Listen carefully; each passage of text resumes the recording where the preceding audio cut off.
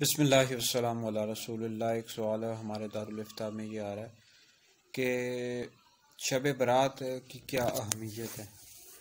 تو اس حوالے سے تفسیر در منصور میں ایک روایت موجود ہے۔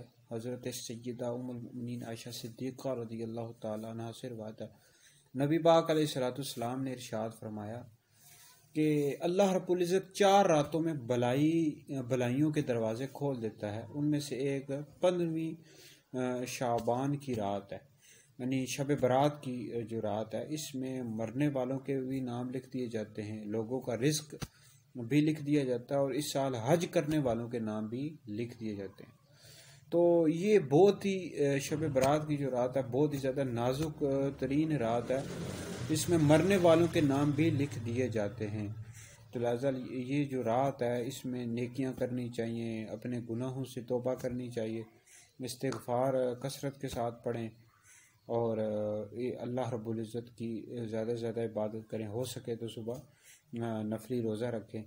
اور اس رات کچھ لوگ ہوتے ہیں آتش بازی کرتے ہیں، پٹاخے گولے چھوڑتے ہیں، فائرنگ کرتے ہیں، یہ سب ناجائز ہے اور ناجائز کام ہے اور فضول خرچی بھی ہے، اور یہ کام بالکل بھی نہیں کرنے چاہیے۔ اور اس رات کثرت کے ساتھ اللہ کی عبادت کریں، صلاۃ تسبیح پڑھیں، نوافل پڑھیں، قرآن مجید کی کثرت کے ساتھ تلاوت کریں، صبح روزہ رکھیں، اور اللہ رب العزت سے اپنے گناہوں کی معافی مانگیں۔